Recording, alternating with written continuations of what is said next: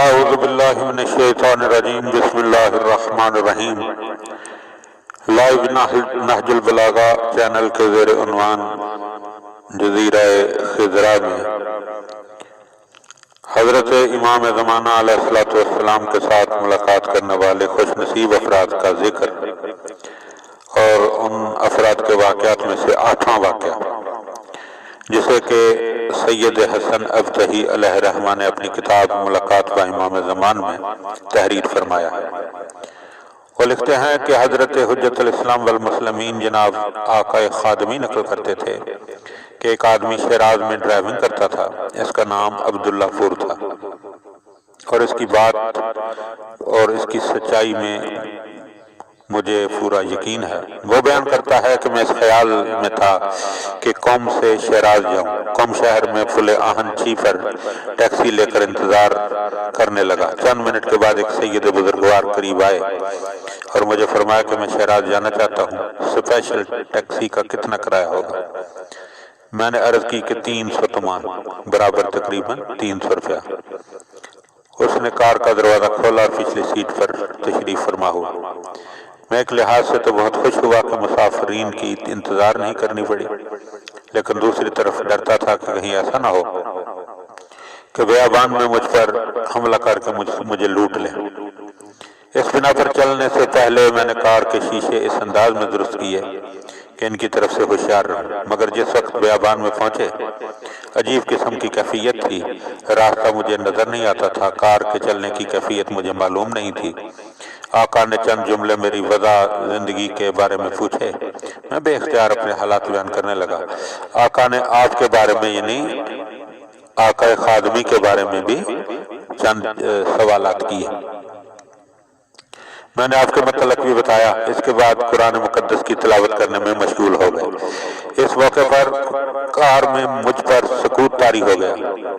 جب اصلی حالت پر آیا، راستہ کی طرف نگاہ کی تو مجھے معلوم ہوا کہ شہر رضا کے نزدیک ہے، مگر یقین نہیں آ رہا تھا کہ ہم نے اتنی تھوڑی مدت میں قوم سے اصفہان اور اصفہان سے شہر رضا تک کا سفر طے کر لیا۔ اس کے علاوہ میں نے راستے میں اصفہان شہر بھی نہیں دیکھا تھا، حالانکہ اصفہان کو عبور کرنے پر مجھے تقریباً 1 گھنٹہ لگ جاتا ہے۔ میں شوق میں تھا کہ سڑک کے کنارے سگریٹوں کی دکان نظر آئی۔ میں اس طرف متوجہ ہوا، مجھے سگریٹ کی طلب محسوس ہوئی۔ میں نے سید بزرگوار کی خدمت میں عرض کیا، آقا اگر اجازت ہو تو میں سگریٹ لے لوں اور ایک پیکٹ خرید کر آپ کی خدمت میں حاضر ہو جاتا ہوں۔ آقا نے کوئی بات نہ کی، لیکن میں نے آقا کی خاموشی کو رضا ہی سمجھا۔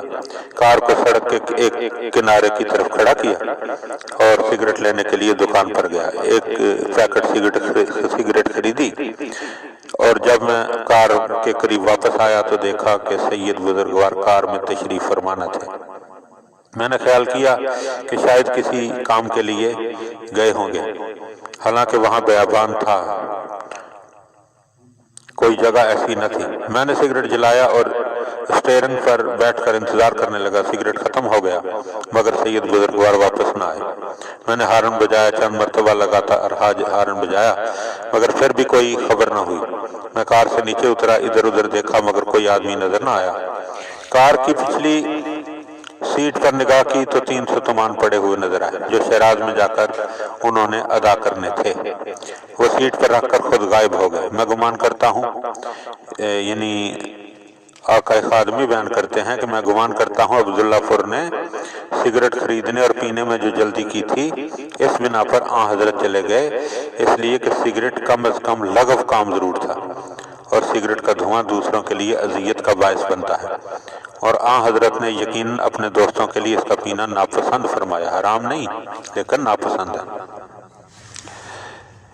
تو یہ بات ہمارے ذہن میں رہنی چاہیے کہ جو شخص بھی امام علیہ السلام کی زیارت کا شرف حاصل کرنا چاہتا ہے، اسے ناپسندیدہ کاموں سے اجتناب کرنا چاہیے تاکہ اسے امام علیہ السلام کا قرب جو ہے وہ حاصل ہو جائے۔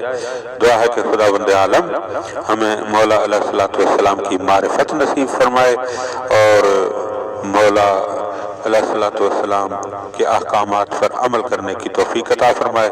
अल्लाहुम्मा सल्लि अला मुहम्मद व आल मुहम्मद व अज्जिल फरज आल मुहम्मद।